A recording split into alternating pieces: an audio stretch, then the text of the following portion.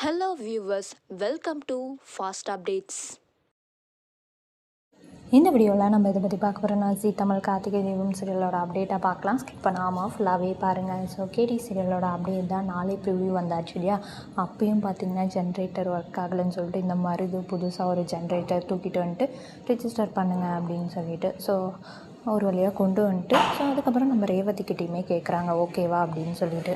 கல்யாணத்தில் விருப்பமா உனக்கு இந்த கல்யாணத்தில் அப்படின்னு கேட்கும்போது கொஞ்சம் முழிப்பாங்க. சாமுண்டீஸ்வரி ரேவதிக்கு பதிலாக அவளுக்கு விருப்பம் தான் அப்படின்னு சொல்லிட்டு சொல்லிடுவாங்க. மருதுவுமே ஒரு பக்கம் விருப்பம் அப்படின்னு சொல்லிட்டு ஸோ கார்த்திக் அந்த லிஃப்ட்டில் மாட்டிட்டு தவிக்கிறாங்க.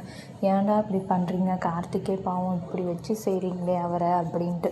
ஸோ எப்படி பிரச்சனையை கொடுக்கணுமோ கரெக்டாக கொடுத்துட்டே இருக்காங்க. இந்த சாமுண்டீஸ்வரி தான் மெயின் வில்லியாக இருக்குது. ரொம்ப கஷ்டமாக இருக்குது. நம்ம ரேவதி ஏன் ஒத்துக்கிட்டாங்க அப்படின்னு தான் தெரியல. 6 மாதம் கழித்து தானே சொன்னீங்கன்னு அப்படின்னு சொல்லி அது போயிருக்கலாம்ல, ஏன் திரும்ப ஒத்துக்கிட்டாங்க அப்படின்ற மாதிரி கொஞ்சம் கஷ்டமாக தான் இருக்குது. ஸோ எப்படி கார்த்திக் தடுக்க போகிறாரு, ஆனால் கண்டிப்பாக தடுத்துவார்.